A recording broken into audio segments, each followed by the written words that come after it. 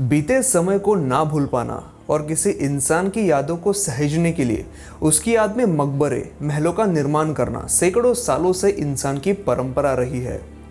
ताजमहल, जो दुनिया भर में मशहूर है, एक राजा ने अपनी रानी की याद में बनाया था। ताजमहल जैसी कई रचनाएं हमें दुनिया भर में देखने को मिल सकती है, जिन्हें एक राजा ने अपनी रानी की याद में बनाया हो। लेकिन क्या आप एक ऐसी अद्भुत रचना के बारे में जानते हैं जिसे एक रानी ने अपनी राजा की याद में बनाया था? अगर नहीं तो इस वीडियो को आप अंत तक जरूर देखें, जिसमें हम आपको 11वीं सदी में बना एक ऐसा स्मारक दिखाएंगे जो हमें 100 की नोट पर भी देखने को मिलता है। और वो स्मारक खूबसूरत और अद्भुत होने के साथ साथ आधुनिक इंजीनियरिंग की दुनिया को चुनौती देने का काम भी करता है।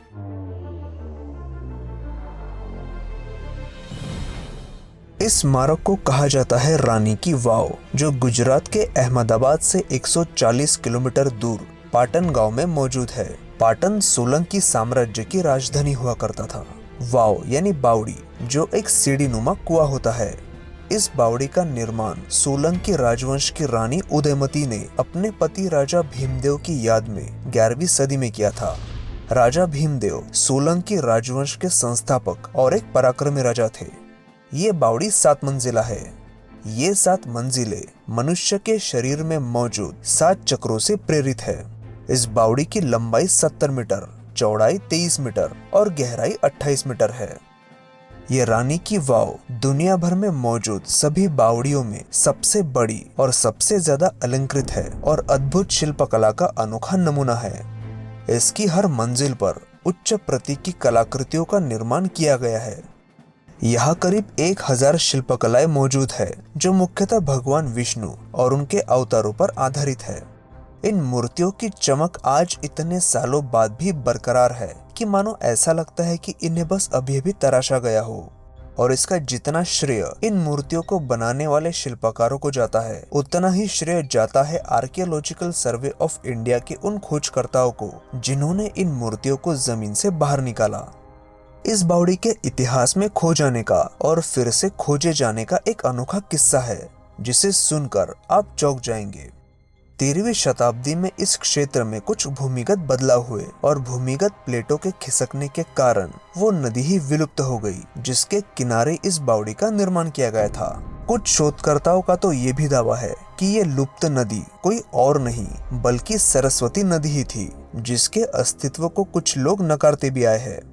उस नदी के लुप्त होने के बाद और वातावरण में हुए बदलाव के बाद इस क्षेत्र में भयानक बाढ़ आई और बाढ़ के बाद ये पूरा क्षेत्र जमीन के नीचे दब गया और ये पूरी बावड़ी भी धरती के नीचे समा गई और लगभग अगले 700 सालों तक भूमिगत रही। आज ये बावड़ी जितनी सुंदर और साफ दिखाई देती है, ये हमेशा से ऐसी नहीं थी। 1955 के दौरान जब कुछ शोधकर्ताओं को ये शंका आई कि यहाँ नीचे कुछ दबा हुआ है, तो आर्कियोलॉजिकल सर्वे ऑफ इंडिया ने यहाँ खुदाई शुरू की। लेकिन ये काम इतना आसान नहीं था। ये बावड़ी जमीन के इतने अंदर दबी हुई थी कि इसे पूरी तरह से बाहर निकालने के लिए लगभग 40 साल का समय लगा था। ये काम बड़ी ही सावधानी से करना जरूरी था, ताकि रेत में दबी मूर्तियों को बाहर निकालने की प्रक्रिया में मूर्तियों को कोई नुकसान न हो। आप सिर्फ सोच कर देखिए कि ये काम आर्कियोलॉजिस्ट ने कैसे किया होगा।